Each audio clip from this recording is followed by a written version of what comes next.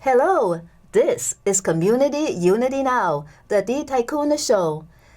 My co-host, Bill Morton, president of the Rogers Park Chamber of Commerce, is not here today. However, I am Trudy Liang, administrator of the Rogers Park Chamber of Commerce. Our very special guest is Rob Karr. He is the president and the CEO of the Illinois Retail Merchants Association. Welcome, Rob. Thank you, Trudy. Great to be with you. Oh, great to be with you. 1 out of 4, it was, I just read this statistic, and it's really important that we take care of the employees and that we get good employees. What is the workforce development initiative of IRMA? Sure. So if I can, you're right. It's 1 in 4 are employed in retail in Illinois. Got it. So we are the state's, retail is the state's largest employer. And when we think about retail, we think about everyone that includes, its grocery stores, restaurants, taverns, fashion, merchandise, AutoZone as an example, whatever type of retail outlet you can think of. So it's very expansive. And it can be people who are, in school, just looking to help fund their education. It can be people looking for just a little extra income. It's a lot of times it's retired people who may want some income, but they frankly just want some outlet for their creative energies. And it can be people seeking second incomes, and it can be people seeking careers. So it's a significant employer in the state. It's a significant economic driver. And the state and units of local government spend a lot in terms of manufacturing training, particularly high-end manufacturing training. And that's a good thing. Right. This is not it's not to cast any bad aspersions on any of that. That's a very good thing, and we support it. But when we're not investing in the largest employer and the opportunities that exist there's a problem.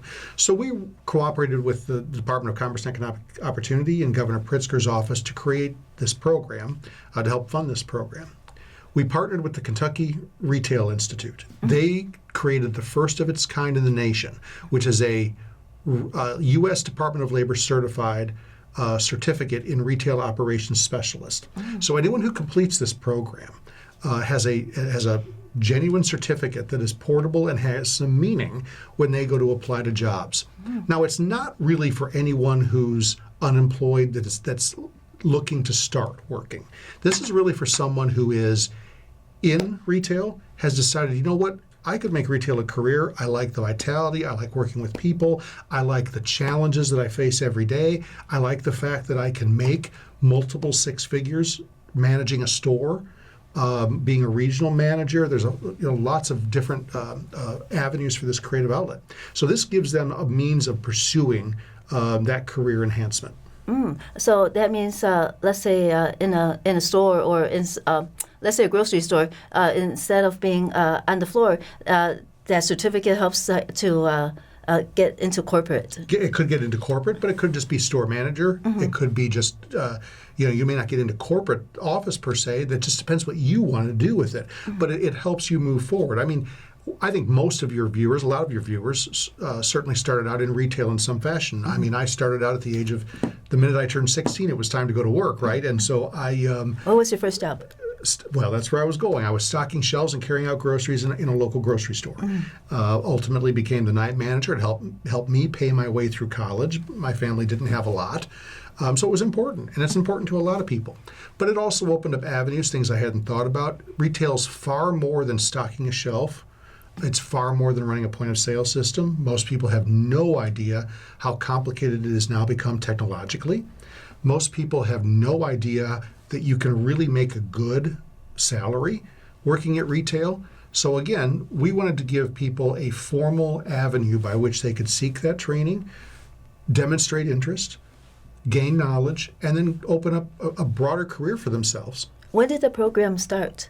2 years ago. So we're in the early stages of building it. By the end, I just consulted with our director before I came. She's fully expecting by the end of the month, we'll have 25 in the first cohort, which For a 2-year program, it may not sound like a lot, but when we look at a lot of the programs, they're up and running for 15, 20 years, and they're just getting to 100 people or 200 people. Wow. So we're actually very pleased with the progress, and we'll start a second cohort in September of next year, or no later than September of next year.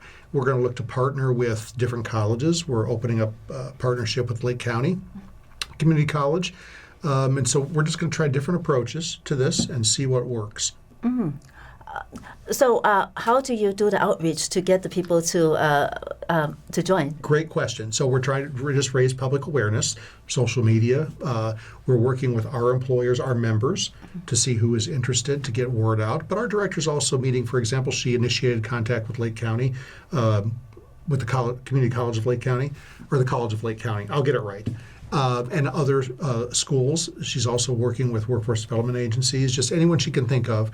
And she came from her career at USDOL in workforce training and was one of those people who decided retirement wasn't for her, and came back to work with us. So it's just that kind of outreach to make people aware of it, educate them, and then help them understand. I think what's interesting too is, again, we spend so much on more specialized training, but every employer comes back to what's missing is soft skills. Retail teaches soft skills.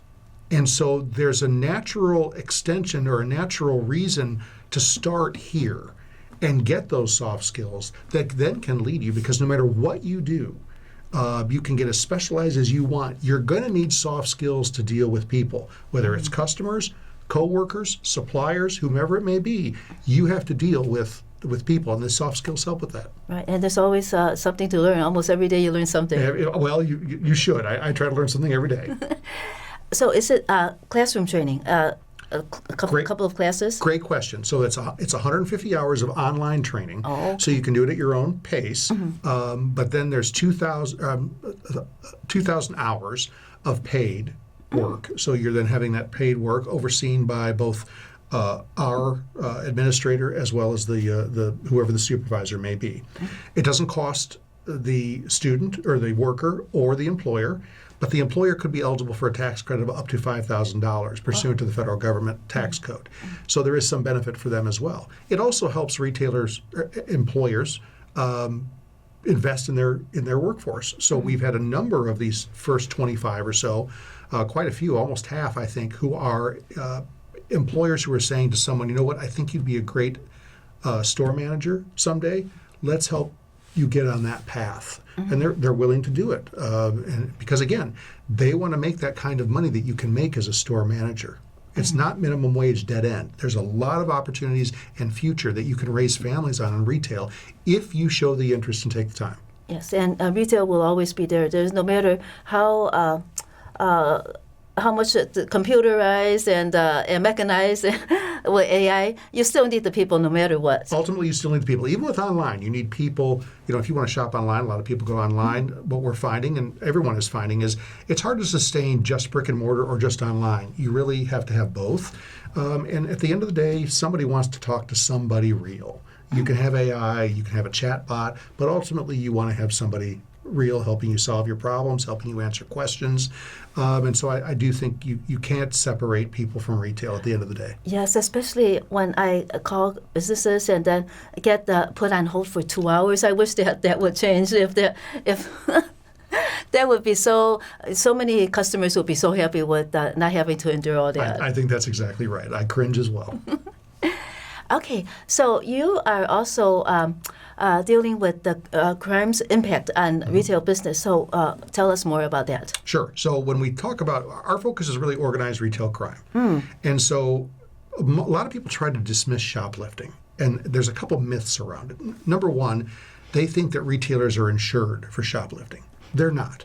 There is no insurance policy that covers the goods that are stolen. Now, if you break into my store, and you break windows and damage cases, that falls under property insurance. But then the shop owner faces the same decision you or I might face at our home, or if our car is damaged. At some point, it's not worth it to go to the insurance company, right? You have to decide whether you're going to risk your rates going up, or you're going to deductible, right? But there's no insurance for the stolen goods. So the retailer is out the cost of the item. But Also, we're not dealing with people anymore. The myth that's perpetuated by many is that, well, these are needy people stealing. No, mostly that's not the case anymore. It's really rarer and rarer that you have, for example, a mother or a dad who is stealing something because they're hungry. That's just rarely happens anymore. Mm-hmm. It's really these organized retail crime rings that go store to store in a region, multiple state. They literally have shopping lists that they're looking for certain items in quantity. But also, we're all victims. Unlike most crimes, we are all victims. Why? That's the sales tax. So sales tax is collected on every item that's sold. That sales tax is the largest revenue generator for local governments, and it's the second largest for the state.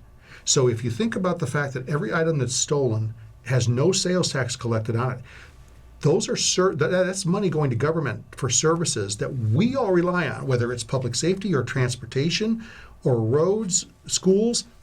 But that's no longer money that's available for those services. So we're all victims of that because that puts additional cost pressure on all of us through other taxes, or it causes cuts to services. So we're trying to address this through a variety of means. Go ahead. I didn't want to. You had a question. Yeah. Where do we start? Because do you start at the courts, the prosecution levels?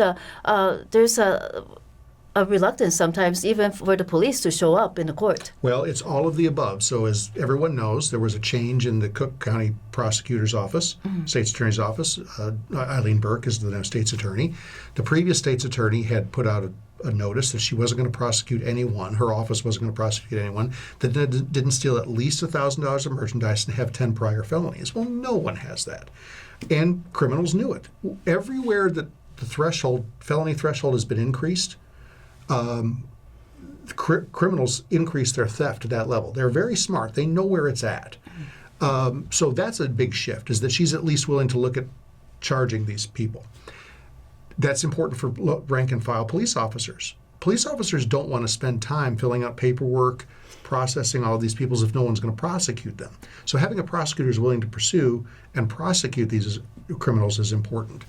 But it's also educating the retailer. It's educating the community on the impact. It's educating the prosecutors and police officers about what they're looking at. So we started the Organized Retail Crime Association. First statewide. It's an intelligence gathering platform. It's free of charge. Any retailer can sign up for it, any law enforcement official. And that allows you to see what's going on in your neighborhood, to know that maybe there's a ring operating in your neighborhood, so you might be more alert. It helps law enforcement piece together certain items. It's educating law enforcement. For example, if they pull over a car and find 100 gift cards, that they're probably onto a ring at that point. It's not a random, they're just not focused on gift cards. It's a ring that's targeting gift cards that they then reprogram, try to put back on shelves, you or I buy, and then the minute we've activated, they empty the card. So we're out the money.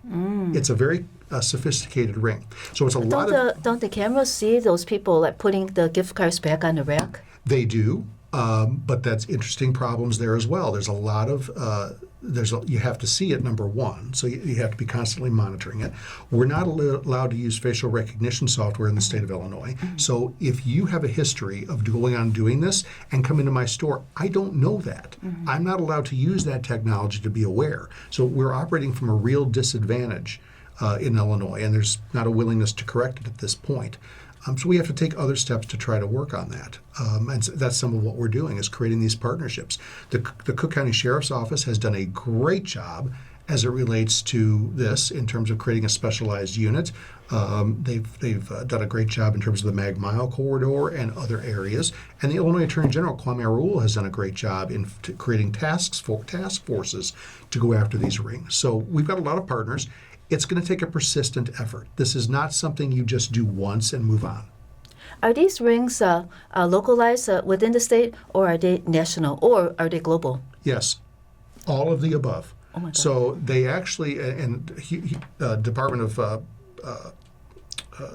DEA, Homeland Security, the FBI, CIA, they've all traced this money. These are all monies that are used to fund human trafficking, drugs, guns. It goes into terrorism. It goes into a variety of areas.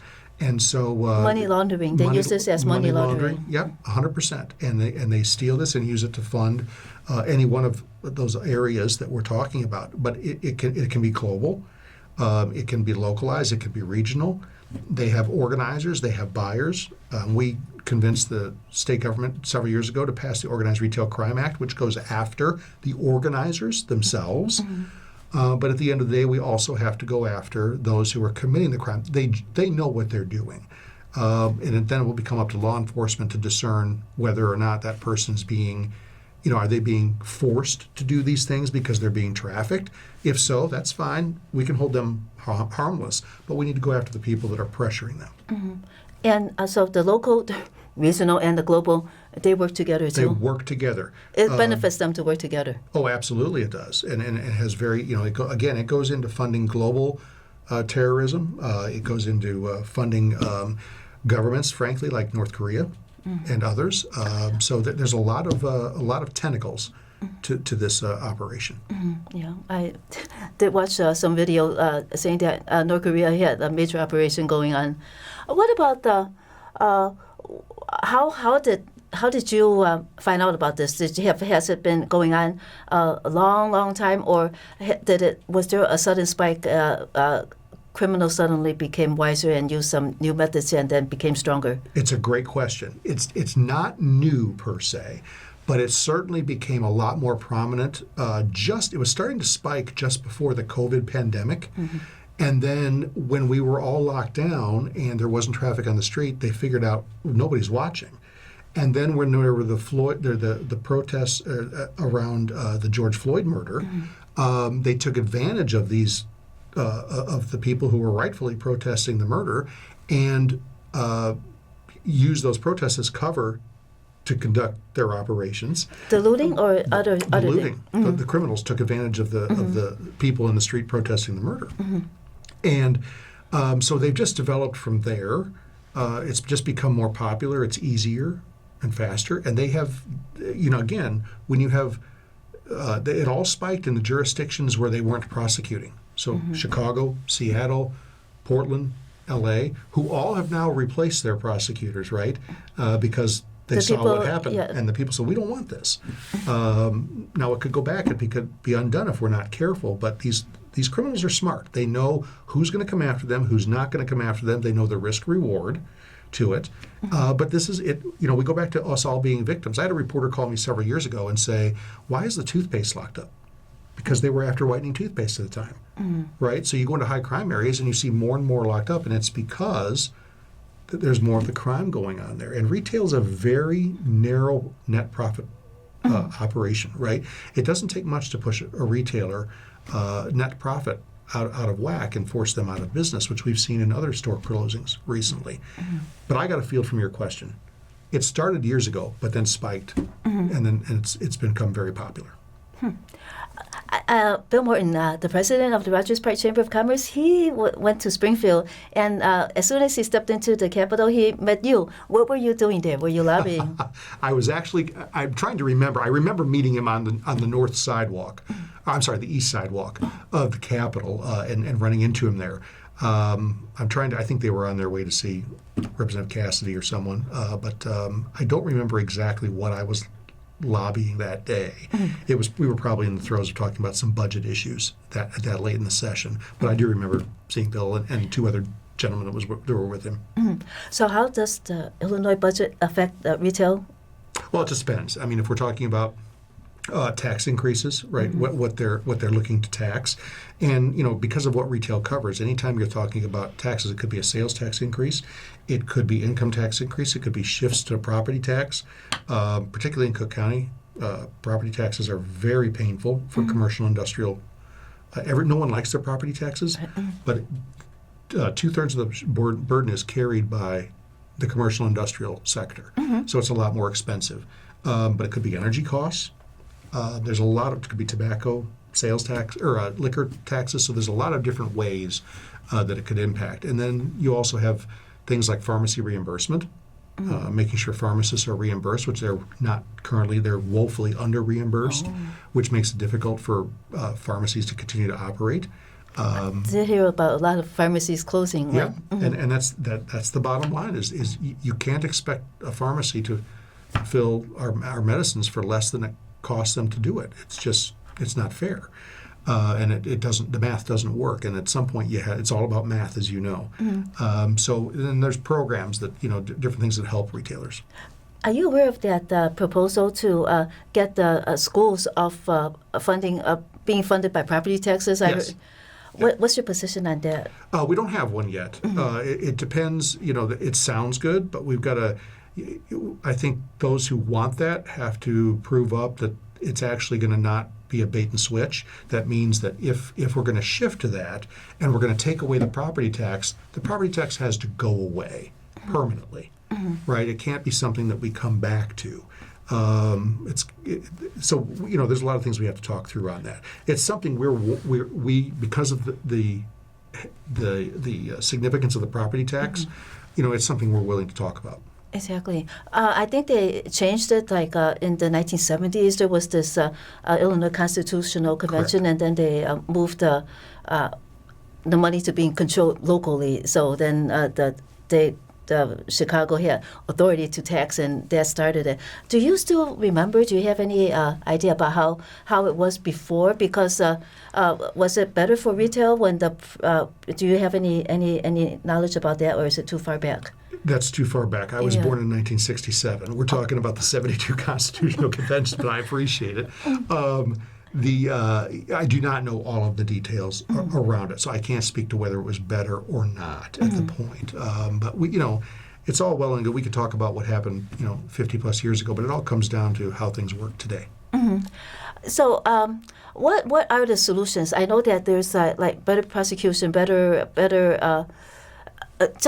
enforcement, but it's easier said than done. It's easier said than done, but that's where it comes down to at the end of the day. You have to have judges who are willing to enforce, you have prosecutors who are willing to prosecute, and they all send the message to local law enforcement, or men and women who are on the street, whether or not it's being taken seriously. What about the citizen? What could citizens do? Because a lot of citizens are upset about a lot, retail and other crimes as well. If they step in and do their part, does that help at all? It does, absolutely. I mean, neighborhood watch groups help. They have to share with their elected officials how important it is to address it, with their local police commanders how important it is to address it. And I think recognizing that we're not covered by insurance and we're all victims when somebody steals something, that's important. Yeah, because we hear time and again, a lot of people say, "Oh, it doesn't matter. They've got insurance." Nope. Right. It's a complete myth.